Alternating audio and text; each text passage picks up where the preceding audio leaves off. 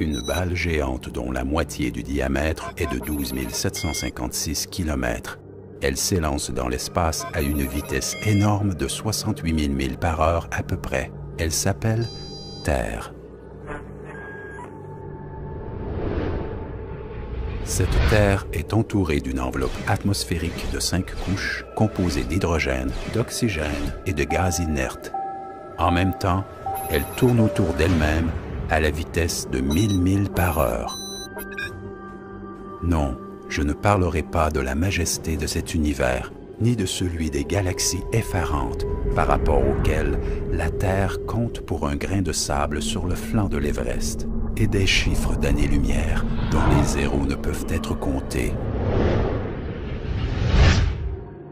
J'ai entendu beaucoup de paroles de païens dans ce monde. Ce que je n'arrive pas à comprendre jusqu'à présent est l'argument qu'ils n'ont pas foi en Allah parce qu'ils ne peuvent le voir.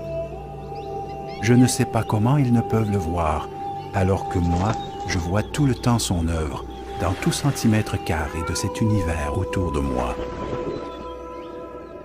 Pourquoi l'eau est-elle une exception dans toutes ses particularités? Pourquoi la Terre tourne-t-elle à une vitesse fixe et à un angle précis de 23,5 degrés?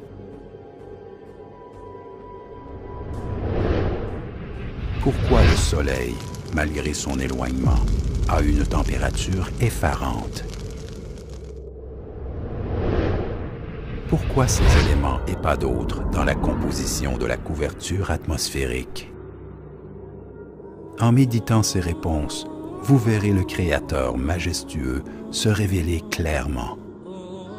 La Terre tourne autour de son axe à une vitesse de plus de 1000 milles par heure. Si cette vitesse venait à diminuer à 200 000 à l'heure, nos jours et nos nuits seraient 10 fois plus longs. Durant le jour, la température continuerait à augmenter jusqu'à nous enflammer, et la nuit, elle continuera à baisser jusqu'à nous congeler. L'être humain ne pourrait pas organiser son temps et son travail durant ces phases de lumière et d'ombre trop longs. Pourquoi toutes les mesures de cet univers sont-elles ajustées dans l'intérêt d'une seule créature, la seule créature douée de raison?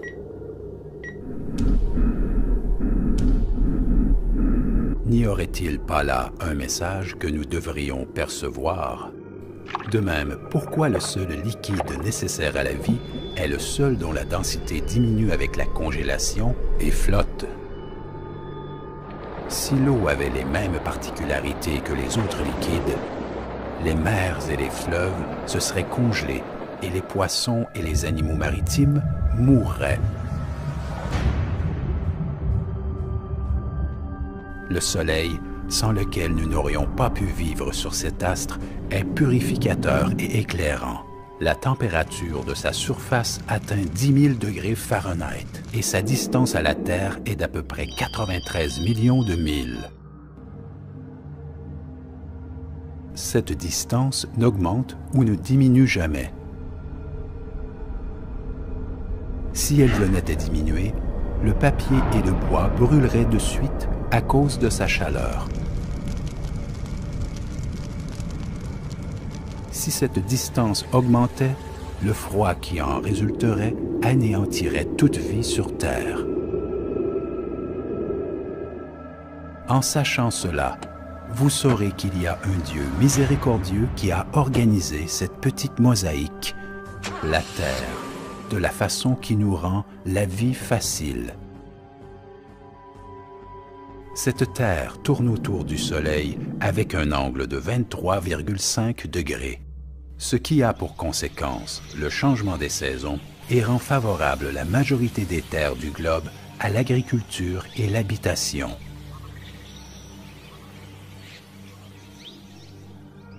Si la Terre n'était pas penchée de cet angle précis, les saisons auraient été fixes sur toutes ses parties et les deux pôles dans le noir continuellement. La vapeur des mers se serait dirigée vers le nord et vers le sud. Des montagnes de neige se trouveraient en certains endroits et les déserts ailleurs. La seule alternative à cela est que la Terre soit penchée de 23,5 degrés.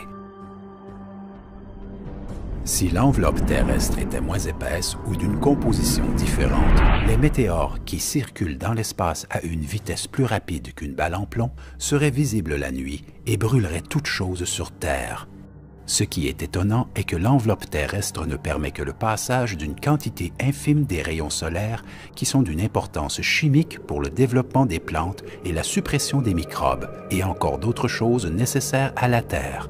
La nature est-elle capable à elle seule d'organiser tous ces faits de manière précise et au moment qui convient?